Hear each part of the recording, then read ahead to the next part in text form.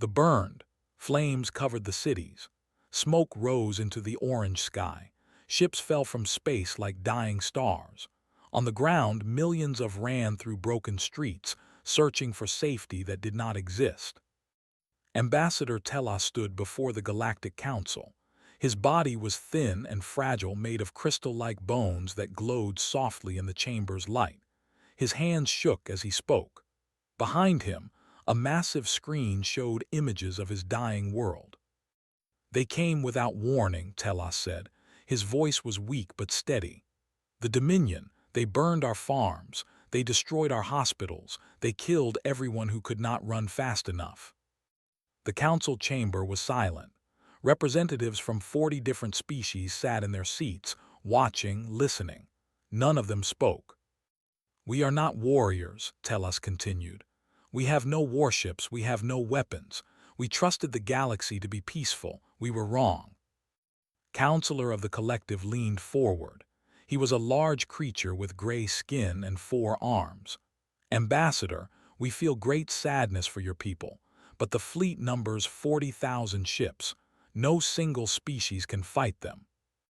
"Then combine your forces," Telos said. "Work together." Another counselor spoke. She was called from the Republic. Her body was covered in blue feathers that rustled when she moved. "We have calculated the possibility. Even if every council species sent their military, we would lose. They are too strong." Telos felt something break inside his chest. He looked around the chamber at all these powerful beings, these ancient civilizations, and saw only fear. They were afraid. They would let his people die because they were afraid. "Is there no one?" he asked. "In all this galaxy, is there no one who can help us?" Silence again, but this time it was a different kind of silence. Telos noticed the counselors looking at each other. Some of them seemed uncomfortable. Others looked nervous. A few actually looked scared. "There is," Counselor began, then stopped. "There is what?" Telos demanded. Spoke carefully. "There is another species. They joined the galactic community 80 years ago. They call themselves humans." Telos had heard of humans. Everyone had. They were strange creatures from a small blue planet. They were friendly and curious.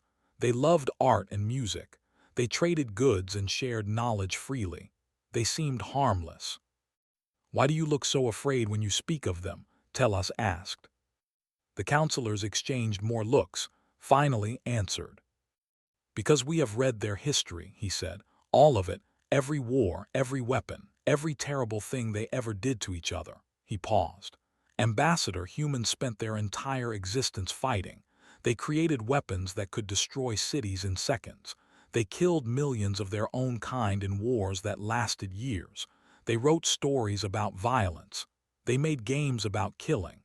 They trained their children to be soldiers." Telos did not understand, but they seemed so peaceful now. "Yes," said, "they do, and that is what frightens us most. Where did all that violence go? Did it disappear? Or did they simply learn to hide it?" The chamber fell silent again. Telos thought about his people dying while these counselors debated. He thought about his children hiding somewhere in the rubble of their home. He thought about the soldiers burning everything they touched. "Send the message," Telos said. "Ask the humans for help." "Ambassador, you do not understand." "I understand perfectly," Telos interrupted. "You are afraid of what the humans might be. I am afraid of what they definitely are. My people are dying right now. If humans can save them, I do not care what they are." The council voted. It was close, but the decision passed. A single transmission was sent to Earth, to a small planet on the edge of the galaxy, a formal request for military assistance. On Earth, deep beneath the mountains of the Korean peninsula, Admiral Park sat in an underground command center. The room was dark except for the glow of computer screens. Maps of the galaxy covered the walls. Officers worked quietly at their stations. A young officer approached the Admiral's desk. "Sir, we received a transmission from the Galactic Council." Park was an old man with gray hair and a face like carved stone. He had served in the military for 40 years. He had trained for a moment like this his entire life. He took the message and read it twice. The council was asking for help. A peaceful species was being slaughtered.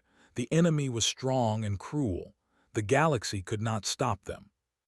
Park put down the message and closed his eyes. For 80 years, humanity had hidden. They had smiled and traded and pretended to be harmless. They had built their weapons in secret. They had trained their soldiers in shadows. They had waited. Now the waiting was over. Park picked up his phone and made a call. On the other end, a voice answered immediately. "This is Admiral Park," he said. "Authorization code 77, wake the Ghost Fleet." The voice on the other end paused for just a moment. Then, "Understood, Admiral. Awakening sequence initiated." Across the solar system, in shipyards hidden in asteroid belts and buried under dead moons, lights began to turn on. Massive doors that had been sealed for decades started to open. Engines that had been cold for years began to warm. The Ghost Fleet was waking up, and the galaxy was about to learn what humanity had been hiding all along. Commander had not slept in 3 days. She stood on the observation deck of Shipyard Omega-7, watching the impossible happen. The shipyard floated in the shadow of Jupiter. It was massive, larger than most cities on Earth. For 40 years it had been dark and silent, hidden from every sensor in the galaxy. Now it was alive with activity. Thousands of workers moved through its corridors. Machines that had been sleeping for decades roared back to life. And the ships were waking up.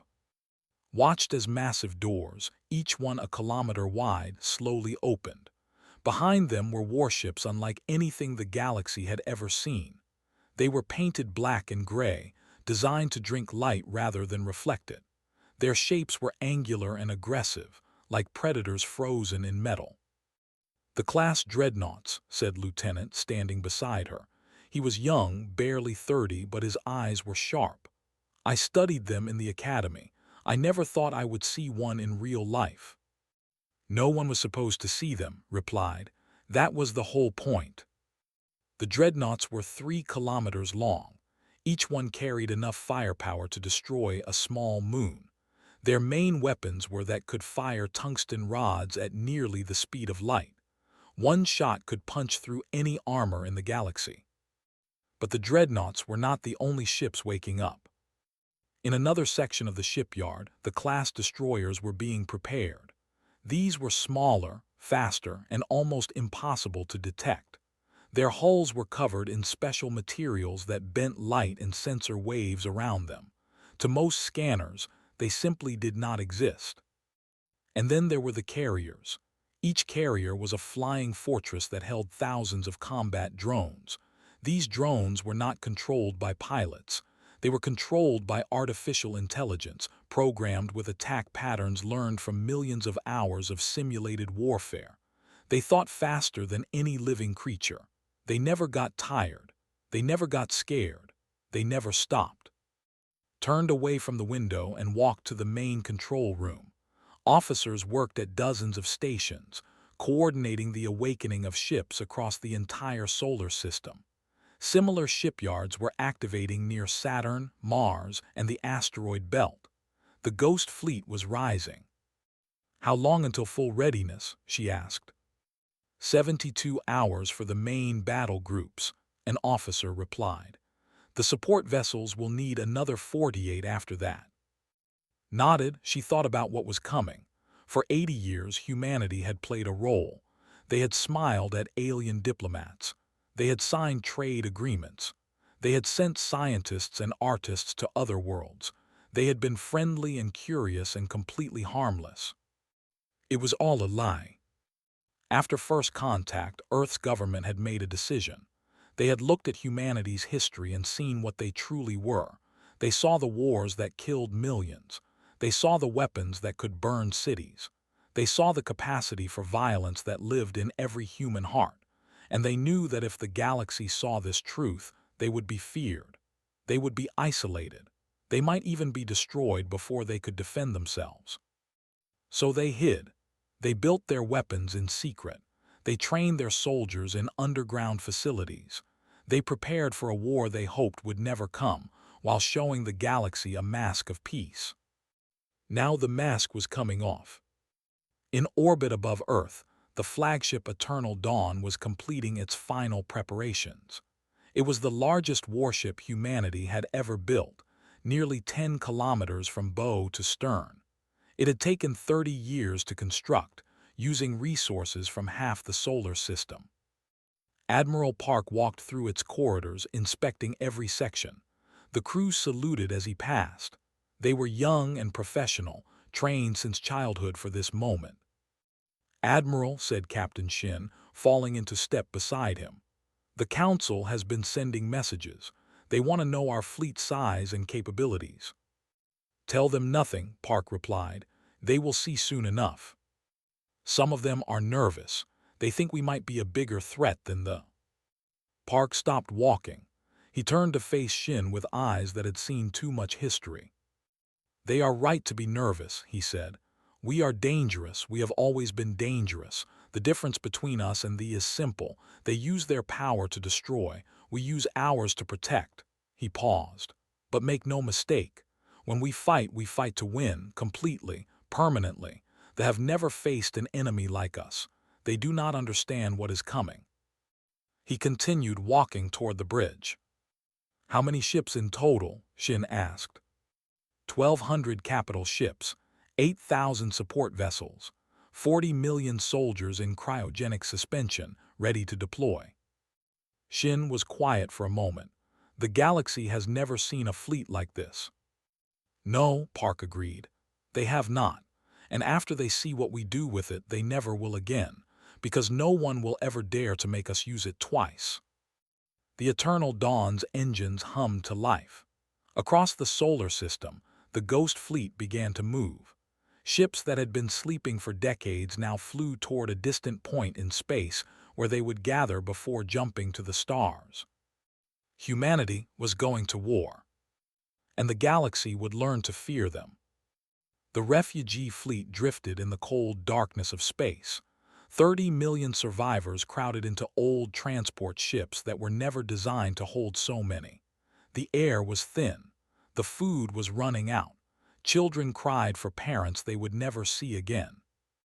Ambassador Telas stood on the observation deck of the Council border station, watching the refugees through a large window. His heart was broken. His people had lost everything. Their beautiful cities, their ancient libraries, their peaceful farms, all gone, burned by the— "Ambassador," said a council officer, "we are detecting unusual activity in Sector 7. Telos turned. "What kind of activity?" "Ships, many ships. They are coming through fold space." The observation deck's main screen activated. At first, Telos saw nothing but empty space. Then reality seemed to tear open. A hole appeared in the darkness, edges burning with strange energy, and from that hole came a ship. It was black, completely black. It seemed to eat the starlight around it. Its shape was angular and aggressive, like a blade designed to cut through the universe itself. It was enormous, larger than any warship Telos had ever seen. Then another ship came through, and another, and another. For the next 3 hours, ships continued to arrive. They came in perfect formation, each one taking its exact position without any visible communication. Destroyers and cruisers and carriers and vessels that Telos could not even identify. They filled the space around the border station until there was nothing but an ocean of black metal. "By the ancestors," whispered Counselor, who had joined Telos on the deck, "what have we done?" A child nearby began to cry, then another. Soon the observation deck was filled with the sound of frightened children. Even the adults were shaking. These ships did not look like saviors. They looked like death itself. Then a message came through the station's communication system. "This is Captain Shin of the United Earth Destroyer Silent Thunder. We are here in response to your request for assistance. Please provide coordinates for your wounded and refugees. Medical ships are standing by." The voice was calm, professional, almost gentle. Telos blinked. He had expected threats. He had expected demands. He had not expected kindness. Over the next few hours, Telos watched something he did not understand. The terrifying human warships deployed smaller vessels that approached the refugee fleet, but they were not attack ships. They were hospital ships, marked with symbols of healing. Human medics in white suits began moving through the refugee transports, treating the sick and injured. A human woman named spent 14 hours performing surgery on patients. She had never operated on an alien before. Their bodies were different from humans in almost every way. But she learned as she worked, adapting her techniques, refusing to let anyone die if she could stop it. "You should rest," a nurse told her after her 20th surgery. Shook her head.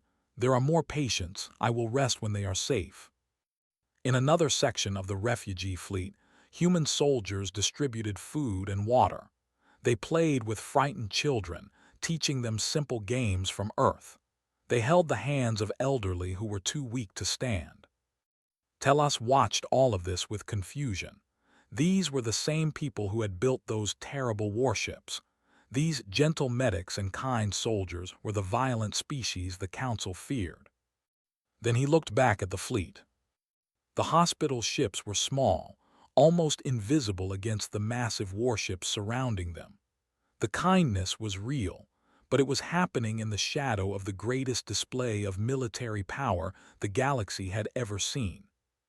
That was when Telos began to understand. Humans were not one thing. They were two things at once. They could be incredibly gentle and they could be incredibly violent. They could heal and they could destroy. The medic saving lives and the warship carrying weapons of mass destruction came from the same species. This was what made them so terrifying, not their violence alone, but their ability to switch between mercy and destruction in an instant. Admiral Park broadcast a message to the Dominion. His voice was cold and flat. "You have committed genocide against species under our protection. You have one standard cycle to withdraw from all occupied territories. You will surrender your military leadership for trial. Failure to comply will result in complete destruction of your forces."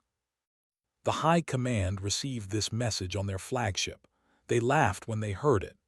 Their Supreme Commander, a massive reptilian creature covered in battle scars, looked at the human fleet on his screen.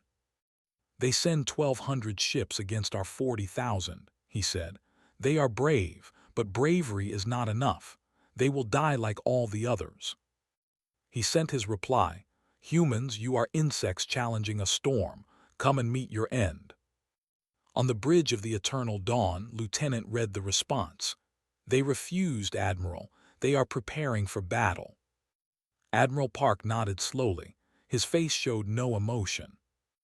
"Then they have chosen their fate," he said. "All ships prepare for combat operations. We jump to the system in 6 hours."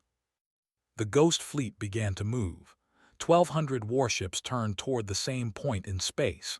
Their engines glowed like angry stars. Behind them, Telos watched them go. He did not know whether to feel hope or terror. Perhaps, he thought, both feelings were correct. The system had 3 planets and 2 gas giants. It was beautiful once. Now it was about to become a graveyard. The Armada waited near the largest planet. 40,000 warships spread across the darkness like a metal cloud. Their Supreme Commander stood on the bridge of his flagship, the Dominator, watching his forces with pride. No enemy had ever defeated no enemy ever would. "The humans are arriving," said his second-in-command. The Supreme Commander smiled, showing rows of sharp teeth. "Good, let them come." Space twisted and tore as the human fleet emerged from fold space. 1,200 ships against 40,000. The numbers were laughable. They had crushed larger forces before. But something was wrong. The human ships did not announce themselves. They did not broadcast challenges or threats. They did not follow any protocol of galactic warfare. They simply appeared and immediately began firing. Commander Lee led the vanguard aboard the Crimson Phoenix. His orders were simple: break their formation and make them bleed. He had trained his entire life for this moment. All ships attack pattern, he ordered. No mercy, no hesitation. The destroyers struck first. These ghost ships had been hiding in the shadow of the human fleet, invisible to every sensor. Now they appeared inside the formation itself, materializing like nightmares made real. They had never faced an enemy they could not see. Fired, each shot was a tungsten rod moving at nearly the speed of light. The rods punched through armor like needles through paper. Ships exploded without warning.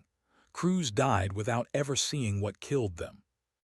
"Where are they?" the Supreme Commander screamed. "Find them." But the destroyers were already gone, vanishing back into darkness before they could respond. Seconds later, they appeared somewhere else, firing again, killing again, disappearing again. The formation began to break apart. Ships scattered, trying to avoid invisible enemies. Order became chaos. Then the drones came. The carriers opened their bays and released 40 million combat drones into space. Each drone was small, no larger than a human fighter, but they were not controlled by living pilots. They were controlled by artificial intelligence, machines that thought faster than any organic brain. Lieutenant sat in the communications center of the Eternal Dawn, monitoring enemy transmissions. She recorded everything she heard. At first, they sounded confused. They shouted orders, tried to coordinate their forces. Then confusion turned to anger as more ships died. Anger turned to disbelief as they realized they were losing. And finally, disbelief turned to something had never heard in a voice before. Fear. "They are everywhere," a captain screamed. "They are inside our formation. We cannot target them. We cannot see them." The drones attacked in patterns that no living creature could predict. They swarmed like insects, like wolves, like army ants consuming everything in their path. Each drone learned from every engagement, sharing information with every other drone instantly. They grew smarter with every second of combat. They had pilots trained for years. The humans had algorithms perfected through centuries of simulated warfare. It was not a fair fight. After 3 hours, they had lost 15,000 ships. The humans had lost 72. The Supreme Commander stared at his tactical display with horror. Half his fleet was gone. His formations were scattered. His captains were dying faster than he could count. "Order a retreat," he said quietly. "All ships withdraw." But it was too late. The Eternal Dawn had arrived. Admiral Park stood on the bridge of his flagship, watching the battle unfold. His face was calm. His voice was steady. "The command ship is attempting to flee," reported Lieutenant. "Lock onto the Dominator," Park ordered. "Prepare the primary weapon." Hesitated. "Sir, are you sure? We have never used it in actual combat." "There is a first time for everything." Park's eyes were cold. "Fire the silence." No one outside the senior staff knew exactly what the silence was. It was humanity's most classified weapon, built using principles that even most human scientists did not understand. A beam of absolute nothing shot from the Eternal Dawn. It was not light. It was not energy. It was the absence of both. It struck the Dominator and spread across its hull like darkness eating a star. Every system on the flagship stopped. Every light went dark. Every engine died. Every life support system failed. The ship did not explode. It simply stopped existing as a functioning vessel. Inside the Dominator, the Supreme Commander watched his bridge screens go black one by one. He heard his crew screaming in the sudden darkness. He felt the temperature dropping as heat escaped into the void. "What is happening?" he whispered. No one answered. No one could. The Dominator drifted through space, cold and dead and silent, a tomb for everyone inside. Recorded the final transmission from the fleet. It was not words, it was just screaming. The battle lasted 2 more hours. The remaining ships fled in every direction, abandoning formation, abandoning strategy, abandoning everything except the desperate need to escape. The human fleet let many of them go. "Let them run," Admiral Park said. "Let them tell others what they saw here today. Let the galaxy know what happens when you make humanity fight." When the battle ended, they had lost 30,000 ships. Humanity had lost 200. Commander Lee looked out at the field of wreckage. Twisted metal and frozen bodies floated through the darkness. The Dominion, which had terrorized the galaxy for centuries, had been broken in 6 hours. "Is it over?" asked one of his officers. Lee shook his head slowly. "The battle is over," he said, "but they will never forget. No one who hears about this day will ever forget. That is the real victory." Far away on the council border station, Ambassador Telos watched the reports come in. He saw the casualty numbers. He saw the footage of ships exploding. He saw the Dominator drifting dead in space. He had asked the humans for help. They had answered with the most terrifying display of power the galaxy had ever witnessed. And Telos did not know whether to celebrate or weep. 1 year had passed since the Battle of the Burning Stars. The Galactic Council chamber was fuller than it had ever been. Representatives from every known species had come to witness this moment. Some were curious, some were grateful, many were afraid. Ambassador Telos stood at the central podium. He looked healthier now. His crystalline bones glowed brighter than before. Hope will do that to a person. "We are here today to discuss the human question," he said. The chamber filled with whispers. The human question. It was all anyone had talked about for months. What should the galaxy do about a species that had hidden its true nature for 80 years? A species that had weapons capable of silencing entire ships. A species that had destroyed 30,000 enemy vessels in a single day. Counselor spoke first. "We must demand that the humans disarm. They are too dangerous. Their weapons must be destroyed." Other counselors nodded in agreement. The fear in the room was thick enough to taste. But Telos raised his hand for silence. "I have a question for all of you," he said. "When they were burning my world, where were you?" The chamber went quiet.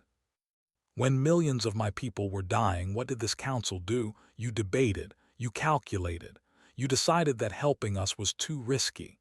Telos's voice grew stronger. "And when I asked for help, what did you tell me? You told me about the humans.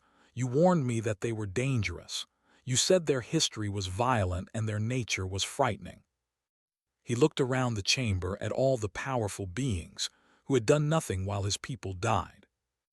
"You knew what the humans were," Telos continued. "All of you knew. You read their histories. You watched their entertainments. You saw a species that had nearly destroyed itself 100 times. And when you needed someone to save you from you asked those same violent humans for help." He pointed at the assembled counselors. "You do not get to pretend shock now. You called them because you knew only they could win. You used their violence to protect yourselves. And now you want to punish them for being exactly what you needed them to be." Counselor spoke carefully. "Ambassador, we are grateful for what the humans did, but their power is concerning. What if they decide to conquer us instead of protecting us?" "Then you would already be conquered," said a new voice. Everyone turned. Admiral Park walked into the chamber. He was wearing his formal uniform, decorated with medals from a dozen campaigns. His face was calm and unreadable. "The Eternal Dawn is in orbit above this station right now," Park said. "My fleet could destroy every ship in this system within hours. If we wanted to conquer the galaxy, we would have already done it." The counselors shifted nervously in their seats. "But we are not conquerors," Park continued. "We are protectors. There is a difference, and it is the most important difference in the universe." He walked to the center of the chamber and looked up at the assembled representatives. "Humanity is dangerous. We have never this. Our history is written in blood. We have done terrible things to each other. We have created weapons that could end all life on our planet." He paused. But we also created art. We created music. We built hospitals and schools. We explored the stars not to conquer but to understand. He turned slowly, meeting the eyes of every counselor. We are capable of great violence and great kindness. We choose which one to show. Today, we choose to protect those who cannot protect themselves. Tomorrow, we will choose the same. But make no mistake, if anyone threatens the innocent, they will face our full strength. Not because we enjoy destruction, because we understand that peace is only possible when good people are strong enough to defend it. The chamber was silent. The reconstruction was finally beginning. Captain Han walked through the streets of what had once been the capital city. Buildings were being rebuilt. Farms were being replanted. Children were playing in the rubble. She had been assigned to help with the recovery. For 6 months, she had worked alongside engineers, teaching them human technology, learning their culture, building something new from the ashes of something destroyed. A young girl approached her. She was small, with skin that glowed faintly silver. Her name was Myra, and she had lost her entire family in the attack. "Captain Han," Myra said, "can I ask you a question?" Han knelt down to meet the child's eyes. "Of course." "Are humans good or bad?" It was the kind of question only a child would ask. Simple, direct, impossible to answer simply. Han thought for a long moment. She thought about the Ghost Fleet and its terrible weapons. She thought about the medics who had worked without sleep to save lives. She thought about the battle that killed 30,000 enemies and the reconstruction that was saving millions of friends. "We are neither," she finally said. "We are both. We can be the kindest people you will ever meet or the most dangerous enemies you will ever face. What matters is not what we can do. What matters is what we choose to do." Myra considered this. "What do you choose?" "Right now, I choose to help you rebuild your home. I choose to be your friend. I choose to protect you." Han smiled gently.